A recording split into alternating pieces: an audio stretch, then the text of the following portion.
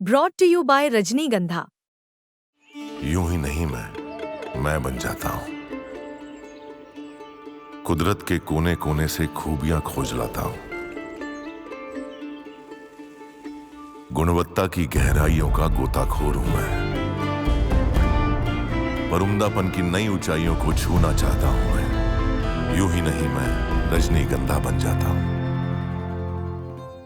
पहले तो मैं आपको और सभी दर्शकों को ये बता दूं कि ये किताब लिखने के पीछे जो मेरा मूल उद्देश्य था वो जन जागरूकता से ज़्यादा अधिकारियों की, पुलिस वालों की और ऐसे लोगों की जागरूकता था जिनको इन कानूनों का अनुपालन कराना है। तो उसके लिए ये ज़रूरी था कि ये उस भाषा में लिखी जाए जिसमें कानून बने, और बहुत ही उत्कृष्ट हिंदी में अगर ये लिखी जाती है तो उन लोगों को समझ नहीं आएगी जिनसे आपको ये इम्प्लीमेंट करानी है, जिनको ये लेके जानी है नीचे। तो इसका हिंदी अनुवाद हो चुका है। भारत की तमाम भाषाओं का तो मैं आज वादा नहीं कर सकता, लेकिन हिंदी अनुवाद आपको आने वाले महीने भर के एक भीतर बड़े आ वर्ग जाएगा। तक पहुंच जाएंगे निश्चित रूप से, क्योंकि अंग्रेजी देश में सारे लोगों को समझ में आती है, कम से कम अधिकारियों को जी नहीं, और तो ये कानून बनी के छात्रों जिनके लिए थी वो तो उसकी तो हो चुकी है, अब बात खत्म। अब तो दूसरी बात शुरू हो गई है।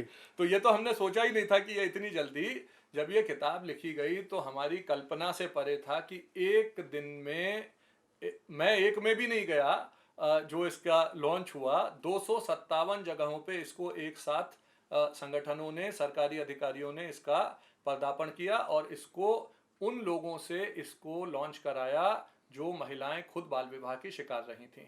तो ये इसकी सबसे बड़ी उपलब्धि कहूँगा कि लोगों ने इसको तुरंत एक्सेप्ट किया। अब लेकिन वो जनमानस तक बात पहुंचाने का वक्त आ गया है, तो महीने भर के भीतर ये आ जाएगी। व्हेन चिल्ड्रन हैव चिल्ड्रन आपकी हिंदी में, इसकी हिंदी अनुवाद हमारे पास तैयार पड़ा है। और ये जो दूसरी किताब है ये थोड़ी सी फिलोसॉफिकल और एक ज़्यादा यूटोपियन बात है, जिसमें हम एक ज़्यादा बड़ी बात कह रहे हैं कि पूरे समाज में न्याय धर्मिता किस तरह से बने।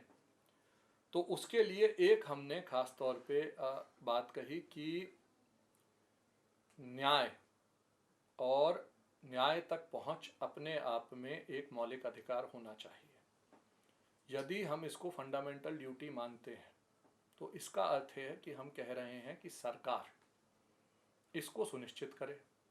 तो सरकार और व्यक्ति और इस अधिकार के बीच में एक दूरी खड़ी हो जाती है। हमने हमारे संविधान की प्रस्तावना में सबसे पहले कहा न्याय। तो हमने न्याय कैसे सोचा? सामाजिक न्याय, आर्थिक न्याय, शोषण के विरुद्ध न्याय। लेकिन हमने ये नहीं सोचा कभी भी, संविधान के जो हमारे निर्माता थे, कि न्याय तक पहुंच ही अपने आप में इतना बड़ा चैलेंज हो जाएगा कि करोड़ों मुकदमे पेंडिंग हो जाएंगे और लोगों को लगेगा कि कौन जाए। तो न्याय तक पहुंच यदि सरकार की जिम्मेदारी से हटके मेरा मौलिक अधिकार होती है, आपका मौलिक अधिकार होती है, तो हमारी और सरकार के बीच के जो संबंध हैं उसमें मैं अब किसी चीज़ को ग्रहण नहीं कर रहा, ये मेरा अधिकार है इसलिए मुझे मिल रही है। तो इस सोच के साथ हमने ये बात कही और इसमें हमने 4-5 बातें करी जो कि थोड़ी लीगली टेक्निकल थी, इसलिए इंग्लिश में लिखा गया। तो इसका अनुवाद अभी चल रहा है, मुझे लगता है 3 से 4 महीने लगेंगे अभी इसको आने में।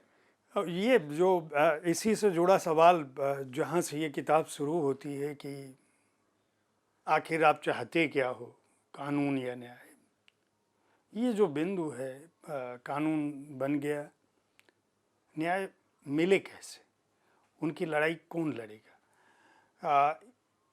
सभी लोगों की पहुंच हम जानते हैं हमारी न्यायिक व्यवस्था में, चूँकि बात दर्शन और न्याय पर हो रही है, आप भी जानते हैं कि आज़ादी के इतने समय बाद भी हर व्यक्ति की पहुंच अदालत तक भी नहीं है, और सर्वोच्च न्यायालय तक तो बात ही छोड़ दीजिए।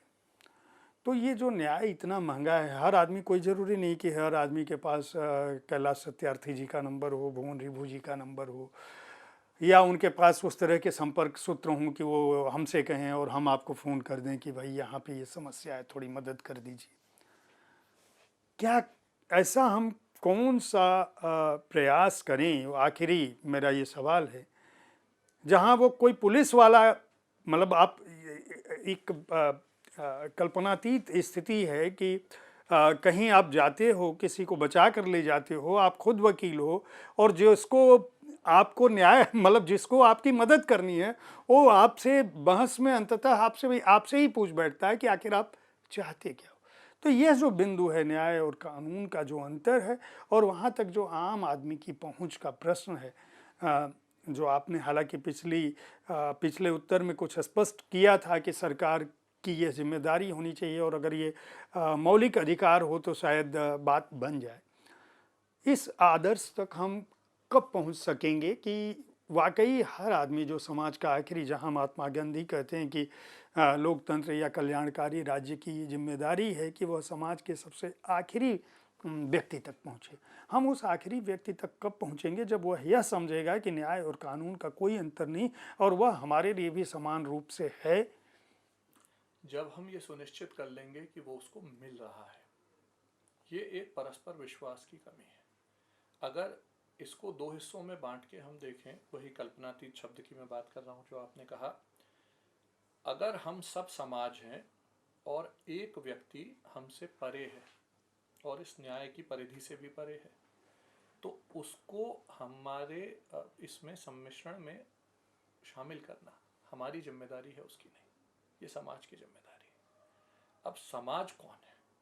तो समाज की परिकल्पना तो हम सब हैं, लेकिन हमने सरकार को अलग किया, न्यायपालिका अलग हुई, राज्यपालिका अलग हुई, इन सबको हमने अलग अलग देखा और वो ज़रूरी भी था, ऐसा नहीं है कि वो नहीं है। तो जब हमने अलग अलग देखा तो व्यक्ति और सरकार के बीच में एक दूरी बनी, व्यक्ति और न्यायपालिका के बीच में दूरी बनी। अब व्यक्ति यानी आप और मैं वो टैक्स देते हैं जिससे पूरा देश चलता है, उसी से न्यायपालिका चलती है, उसी से कार्यपालिका चलती है, उसी से राज्यपालिका चलती है, उसी से सरकारें हैं, उसी से सब कुछ है। लेकिन मैं तब भी अधिकार का पात्र नहीं हूँ, मैं तो उसको सरकार की एक पात्रता जब वो मुझे देंगे तब उसको मैं ग्रहण करूँगा, इस तरह का न्याय की व्यवस्था हो गई है। तो ये तभी बदलेगा जब हम इन 4-5 बिंदुओं पर विचार करें। पहला, कानून न्याय के लिए है। अगर कानून में कुछ कमी पेशी है तो बदल दिया जाए। अगर कानून नहीं है और एक भी व्यक्ति, एक भी बच्चा उस कानून की परिधि से परे है क्योंकि कानून ही नहीं है उस विषय पे, तो तुरंत बनाया जाए। अब जो हमारी व्यवस्था है उसमें इस तरह की बात है कि यदि संसद नहीं चल रहा तो कानून बनेंगे ही नहीं। तो संसद नहीं चल रहा और कानून नहीं बनेंगे, इसमें सालों साल लग जाते हैं। तो पक्ष और प्रतिपक्ष संसद में एक दूसरे के प्रति खड़े हैं विमुख होके, लेकिन उसका नुकसान कौन उठा रहा है? वो व्यक्ति जिसको उस कानून के बनने से लाभ मिलेगा। तो एक इसमें कमी है और इसमें जो देरी होती है वो अपने आप में एक जिम्मेदारी है। दूसरी जिम्मेदारी ये है कि जब मैं जाता हूँ तो सरकार और न्याय का मुखौटा, उसका चेहरा कौन है? तो वो है पुलिस, जो फर्स्ट रिस्पॉन्डर है। अब मैं अगर थाने गया और पुलिस अपने आप ही जज हो गई, ऐसे भारत में कानून है कि अगर मैं गलत किसी पे इल्ज़ाम लगा रहा हूं तो मेरे ऊपर कार्रवाई हो सकती है। ऐसे भारत में कानून है जो ये सुनिश्चित कर सकते हैं कि अगर मैंने किसी को फंसाने के लिए या किसी बदनीयती से कोई इल्ज़ाम किया या कोई ऐसा एविडेंस क्रिएट किया तो मेरे ऊपर वही मुकदमा चलेगा जो उस पर चलने वाला था, लेकिन इनका हम प्रयोग नहीं करते। तो पुलिस अपने आप में, अच्छा इसके बाद पुलिस के ऊपर भी एक दबाव है, क्योंकि हम एक छोटे स्तर की राजनीति में पुलिस को ये कहते हैं कि यदि अपराध बढ़े तो इसका मतलब है आपने रिपोर्ट ज्यादा कर दी है तो अपराध बढ़ गए। तो रिपोर्टिंग अपराध नहीं होती, लेकिन हमने उसकी ऐसी परिकल्पना कर ली है, विपक्ष चिल्ला के कहेगा कि सरकार अपना काम नहीं कर रही तो पुलिस कह रही है अपराधों को कम करके दिखाओ। इसका नतीजा क्या है? आदमी अगर थाने गया, मैं चला जाऊं अभी कि मेरा पर्स चोरी हो गया, तो सुबह से शाम हो जाएगी, वो पहले ये सोचेंगे कि भाई हमें रिपोर्ट ही नहीं चाहिए। तो हम नहीं चाहते कि हम अपराध को, FIR को, जो फर्स्ट इन्फॉर्मेशन है उसे प्राथमिकी की तरह देखें, उसको तुरंत जो है उसका ये करें, उसको तुरंत दर्ज करें, तुरंत रजिस्टर करें। इसके बाद तारीख पे तारीख, तो वो एक असलियत है और उसकी भी जवाबदेही नहीं है।